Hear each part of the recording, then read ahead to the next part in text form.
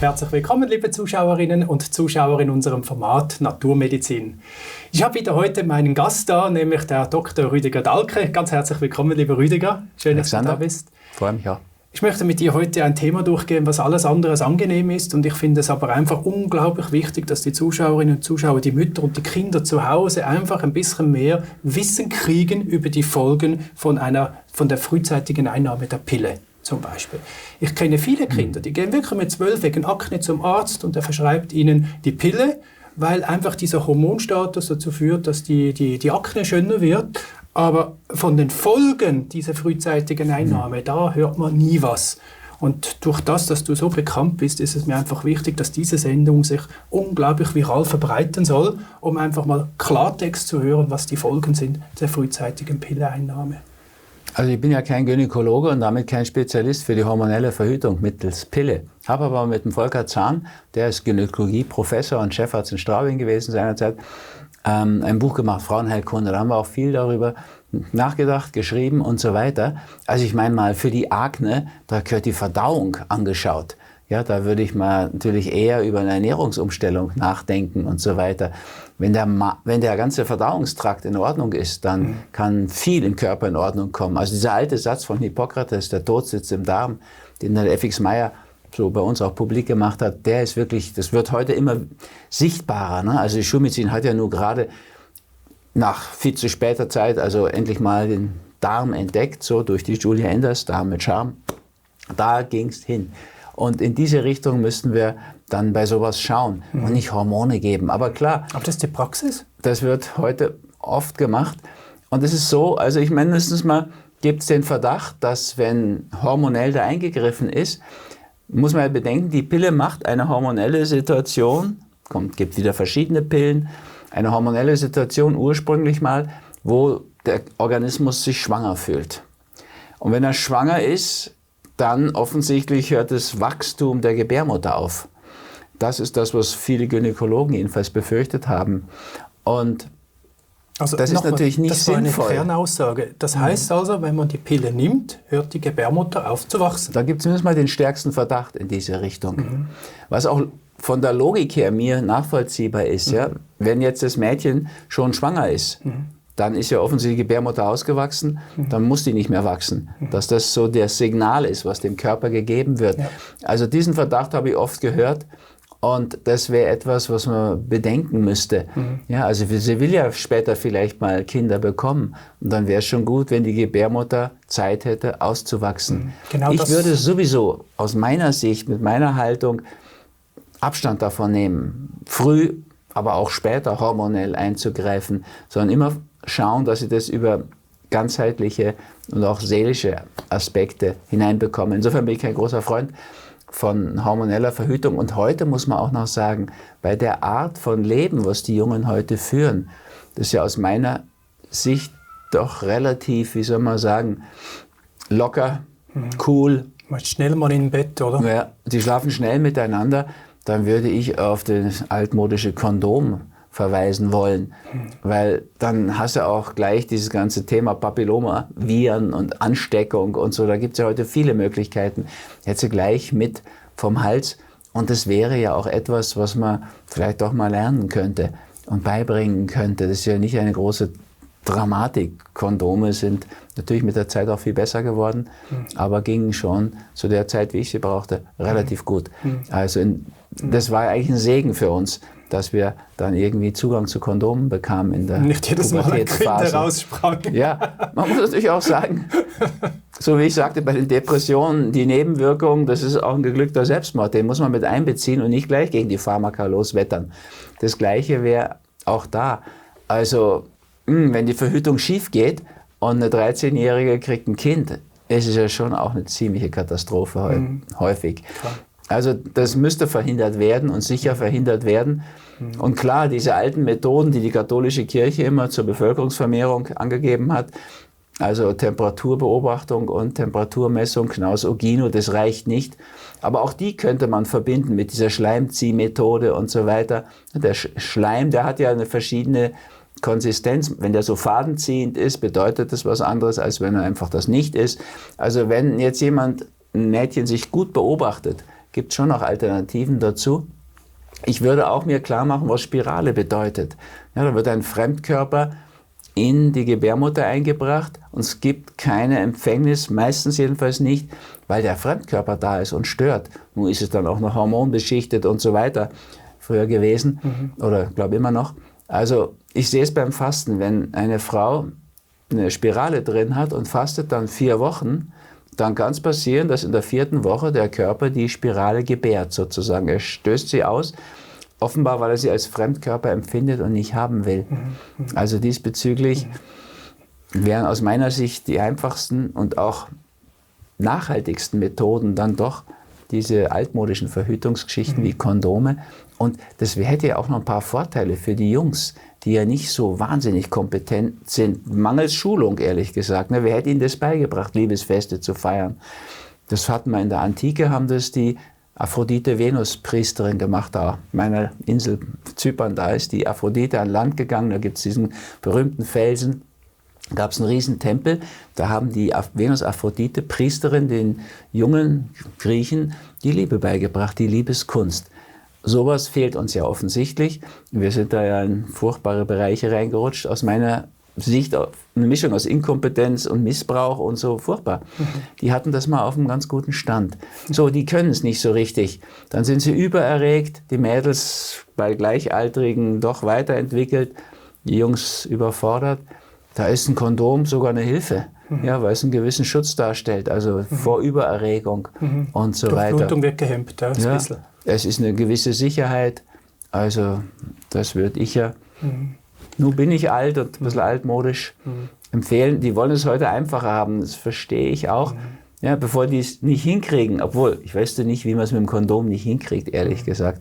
Also ich komme gerne nochmals auf das zurück, aber nochmals, ich hatte mal eine Fachärztin da aus Deutschland, eine Hormonspezialistin, und die hat wirklich auch in die Kamera ganz deutlich gesagt, wenn man dem Kind die Pille gibt, wächst die Gebärmutter nicht mehr. Das sei bewiesen, das sind die wissenschaftliche Literatur, ist diesbezüglich schon klar.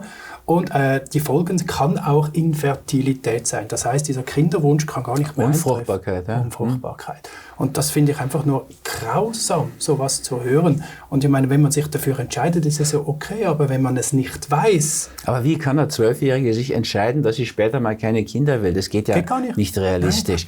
Also das müsste man sich schon klar machen. Und schon nicht wegen sowas wie Akne oder so, ne? Das anders viel besser behandelbar ist, auch viel nachhaltiger. Also das finde ich eben das Grausame, denn sie wissen nicht, was sie tun. Aber die richtige Verhütung selbst zu finden, ist auch sehr schwierig. Man kann jetzt auf die alte Version gehen, mit dieser Verhütungskappe oder Pariser, wie man dann sagt. Oder Kondom, Entschuldigung, Pariser, Schweizer deutsche Wort. Doch, Pariser sagt man in Deutschland. Ach, ehrlich, okay, gut.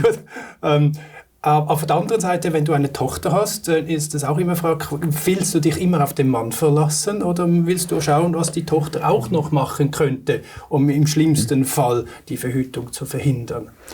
Naja, also ich würde mich sowieso nicht auf den Mann verlassen. Das sind ja Jungs, Burschen. Und wie sollst du dich darauf verlassen? Da kannst du mal checken, ob sie sich waschen. Das wäre nämlich die einfachste Verhütung der Papillomakatastrophe und des Gebärmutterhalskrebses. Ne? Also, dass man wirklich einfach ihn auch fragt, hast du dich heute schon gewaschen? Dann sagt er natürlich immer, ein schweizerischer Bursche oder Österreicher Deutscher, ich dusche jeden Morgen, aber das reicht nicht von oben drüber. Ne? Sie muss schon fragen, hast du das, was du ewig geübt hast, heute schon mit Seife gemacht?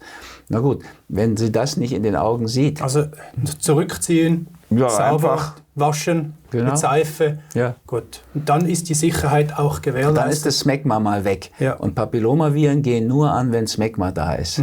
Also das wäre die einfachste Verhinderung von Papillomaviren. Da kann sie sich gar nicht auf ihn verlassen, weil er ist ja gar nicht informiert worden. Nein, und wenn das Blut ja nicht mehr hier oben ist, sondern hier unten, dann wird auch nicht mehr groß gedacht, oder? Ist auch wohl so.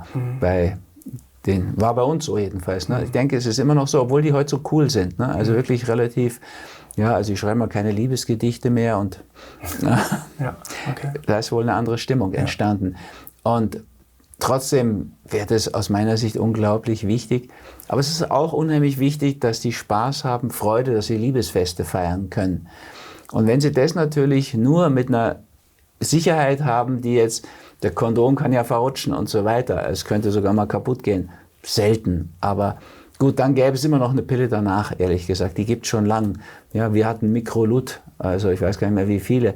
Das ist eine Minipille, nur Gestagen. Wenn man davon eine gewisse Zahl genommen hat, gab es eine Abbruchblutung. Also da gibt es weiterhin Möglichkeiten für so einen Notfall.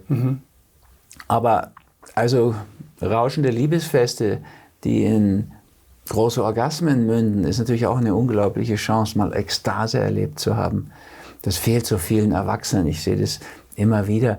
Wir machen jetzt so Weinfastenkurse in Tamanga. Ja, warum Wein?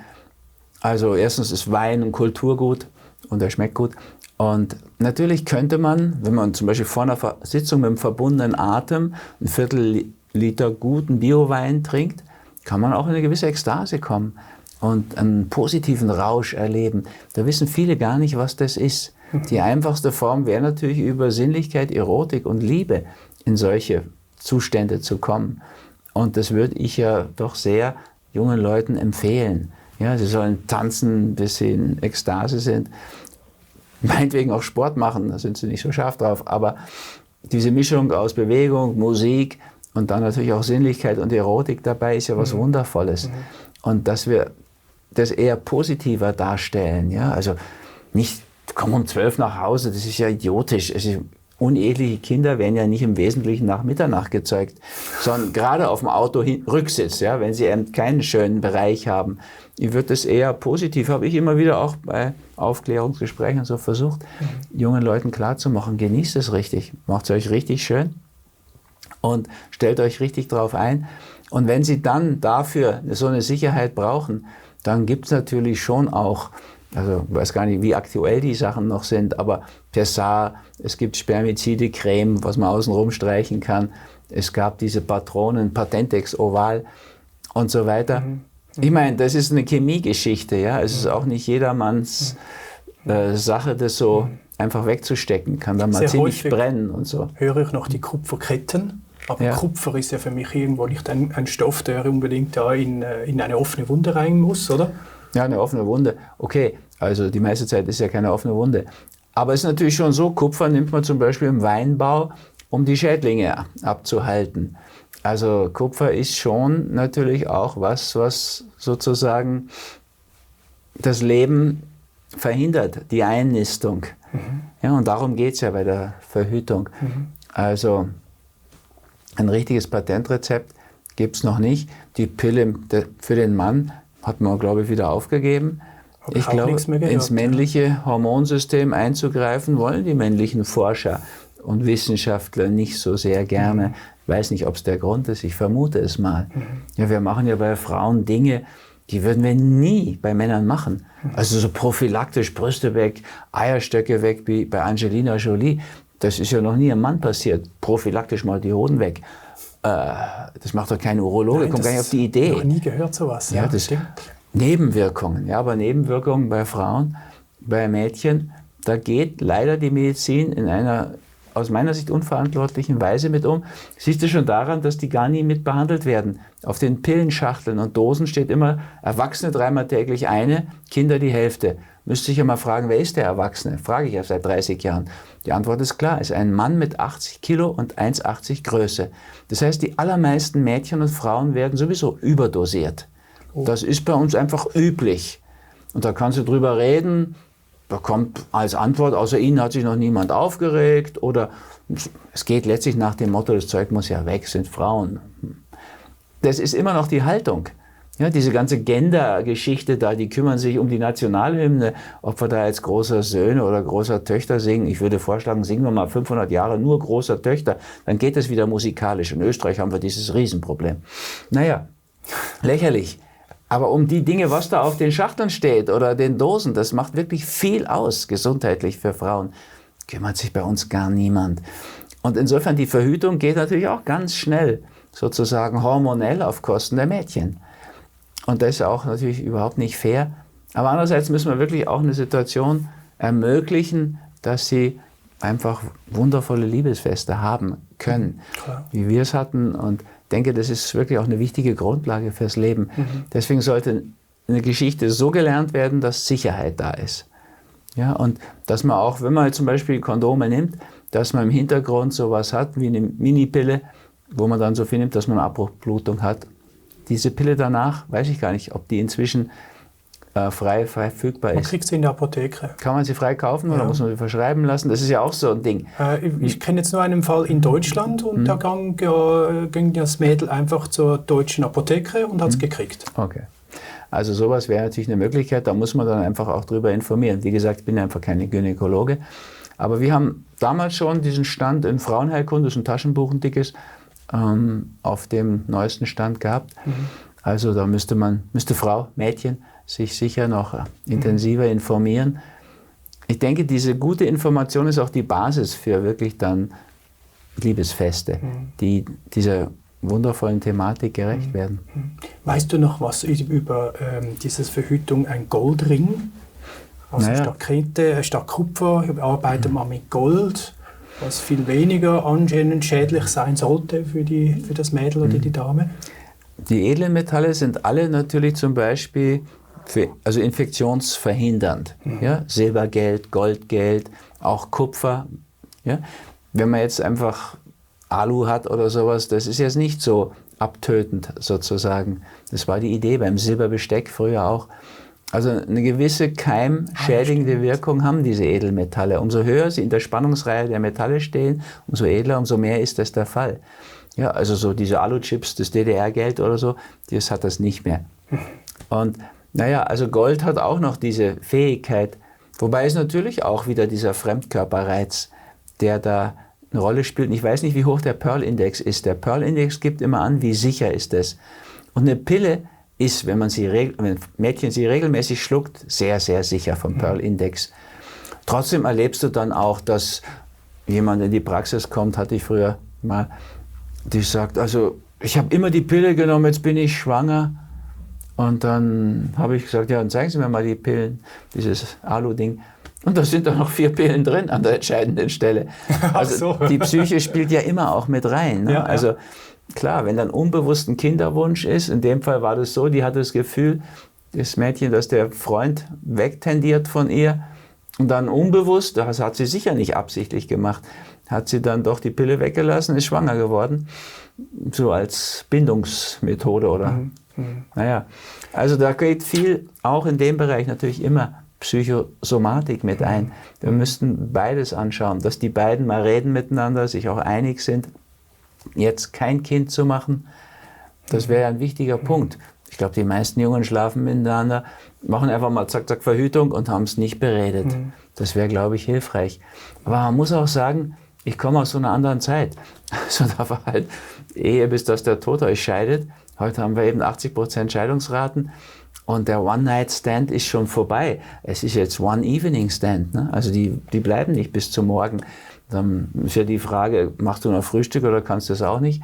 Das so. Ja, das ist ja billig. Also. Naja, was heißt billig? Es ist doch ein Trend. Ja, wir haben heute in den Großstädten mehr Singles als Paare. Und die Singles, ich meine, da geht es halt Tinder und so, das geht ruckzuck, dass die miteinander schlafen. Da wäre es halt wirklich ganz gut, glaube ich, mehr Bewusstheit reinzuleiten. Dann käme auch mehr Freude da raus. Also so, zack, Tinder um die Ecke und zack, Vögeln. Ich meine, das kann ja eigentlich nur physisch die Lust sein. Da kann nicht viel dabei. Seelisches, Herzliches dabei sein. Klar. Aber klar, dass wir zwei, also ich jedenfalls als Alter und du Mittelalter, jetzt den Jungen sagen, pass mal auf, ihr müsst da mehr Herz reinbringen, die lachen sich kaputt, ehrlich gesagt. Ne? Ja, das ist schon so. Wobei ich schon sehr viele sensible Kinder sehe oder auch Jugendliche, die wirklich eine Beziehung fürs Leben suchen, auch mit 16 und 18, also das sehe ich schon auch. Aber ich möchte gerne noch was zurückkommen zu diesem Gebärmutterhalskrebs. Wo du ja vorhin auch gesagt hast, der Mann kann, wenn er nicht sauber gereinigt ist, auch der Erreger schon reinbringen. Es kommt immer so. Gut, und auf der anderen Seite höre ich, dass man heute unbedingt diese Impfung machen soll, Gebärmutterhalskrebsimpfung, und auf der anderen Seite sollen es die Männer auch schon machen. Jetzt bin ich verwirrt. Naja, zum Schluss sollen es alle machen, die Schwangeren, die Nicht-Schwangeren, alle, weil die Impfindustrie dahinter steckt. Ja? Sind wir mal ganz ehrlich, in der Weltgeldreligion steht hinter allem das Geld. Und dann wird der Druck, ja in Deutschland, dieser Spansinn da, ja, der sich da um das Masern-Virus so kümmert, Ich meine, warum kümmert er sich eigentlich nicht um die resistenten Keime, die durch Massentierzuchthäuser und Hospitalismus in den Kliniken unglaubliche Todesraten fordern? Ja, also der Gerhard Reuter, dieser deutsche Radiologe, nach 30 Jahren Radiologie sagt er 300.000 Tote allein aus dem Medizinbetrieb. Also ich hoffe ja mal, dass das leicht übertrieben ist oder stark sogar. Aber Fakt ist natürlich, dass da relativ viel Druck dahinter ist, zu impfen. Und ich würde es nie erwägen, zu machen in der Situation. Aber ja, hier in Mitteleuropa, man muss es wirklich differenzieren, würde ich sagen, da kannst du als Mädchen darauf achten, dass der gewaschen ist. Dann habe ich Ruhe. Wenn du nur einen Partner hast und der wäscht sich oder du wäschst ihn, und das geht ja manchmal ganz witzig dann im Bad auch gleich weiter, habe ich schon Rückmeldungen, ganz positive, dann hast du da gar keine Gefahr drin. Wenn du natürlich wechselnde Partner hast, aber auch da würde ich gerade bei wechselnden Partnern, One-Night-Stands, drauf schauen, dass die gewaschen sind. Dann hast du keine Gefahr. Das ist so, weil ohne Smegma geht das Papillomavirus nicht an. Wenn du das von Anfang an beachtest, bist du da sicher. Okay. Man muss aber auch sagen, auf einer Gynäkologentagung kürzlich in Zypern habe ich das mitbekommen, lauter Professoren, Chefärzte und so weiter. In Australien haben die mit dieser Impfung das praktisch ausgerottet, das Zervixkarzinom. Von hohen Zahlen runter auf gar nichts. Und da ist es mit der Hygiene wahrscheinlich nicht so arg. Wenn man denkt beim Crocodile Dundee, bei diesem Film, wie der da das Bidet für eine Stiefelputzmaschine hält, ne, das da reinhält. Und also gut, sagen wir mal, im Outback wird die Sexualhygiene nicht auf dem Stand sein, den sie bei uns haben könnte. Und dann, klar, war die Impfung offensichtlich segensreich, wenn das ausgerottet ist. Allerdings glaube ich, das ist ein Denkfehler. Wir können nicht alles in dieser Weise an die Pharmaindustrie delegieren und werden davon nicht gesund. Ich sehe das ja auch, ich bin gar kein 100%iger Impfgegner, ehrlich gesagt. Ich würde ein Mädchen vor der Pubertät einen Rötteltitter bestimmen lassen. Wenn sie in Kontakt war, ist es okay. Wenn nicht, würde ich über eine Einzelimpfung überlegen, die aber kaum noch gibt. Ja, also sehr kompliziert. Und die Industrie macht natürlich so einen immensen Druck. Wenn der Spahn, der ist ja ein Lobbyist der Industrie gewesen, jahrelang vorher, der Pharmaindustrie. Der hat jetzt einfach den besten Posten, den du als Pharmalobbyist haben kannst, deutscher Gesundheitsminister. Mit Gesundheit hat das nichts zu tun. Ich meine, gut, die CDU ist sowieso eine Lobbyistenkaderschmiede. Ne? Also die Landwirtschaftsministerin bejubelt den Nestle-Chef, weil er den Giftmüll in seiner Nahrung um 10% auf 90 runtergebracht hat. Großartig. Oder die schädlichen Sachen, ne? Da sind wir doch wirklich berührt. Der Vorgänger von der, auch CDU, der hat das Glyphosat durchgewunken, nochmal für 5 Jahre. Der Autochef-Lobbyist, Herr Wissmann, war vorher Verkehrsminister bei denen. Da könnte man jetzt weitermachen. Das müsste man einfach wissen, das ist einfach ein Lobbyistenbetrieb. So, wenn man das weiß, erwartet man da auch nichts Vernünftiges mehr in Richtung Gesundheit. Also ich sage einfach nur noch Spahnsinn. Das ist einfach völlig idiotisch, was da abläuft. Okay, der Mann ist karrieregeil, kann man sehen und viel Energie. Und naja, man darf ja auch bei der Pharma arbeiten, nur dass man da als Gesundheitsminister so tut, als sei man neutral und hätte die Volksgesundheit im Sinne, das ist eine andere Sache. Fakt ist letztlich, wir können das gar nicht so einfach entscheiden. Das Prinzip Impfung bin ich gar nicht dagegen. Ja, und Sie versuchen ja auch, die Trägerstoffe zu verändern, Quecksilber, Thiomycin raus und so weiter, muss man gut beobachten. Aber einfach nur impfen, in dieser Form als Industriepolitik würde ich mich immer wehren. Ich habe mich, seit ich 16 bin und eigenverantwortlich, nicht mehr geimpft, ehrlich gesagt. Ja, wir haben es auch bei unseren Kindern Aber ich darf es nicht empfehlen, nicht zu impfen. Ne? Nein, du kriegst als Arzt einen Riesenärger bei uns, weil die Industriemacht schon so groß ist. Ich muss immer sagen, das habe ich auch immer getan, wenn das meine Kinder wären, würde ich denen keine X-Fach-Impfung antun. Weil ich kenne zu viele Kinder, die kränklich sind nach diesen Impforgien. Und ich kenne doch auch Kinder, die sehr vital sind, ohne Impfung. Da musst du halt einen anderen Nestschutz machen. So wie der Dr. Graf das beschreibt, ein homöopathischer Arzt. Du kannst ja guten Nestschutz machen.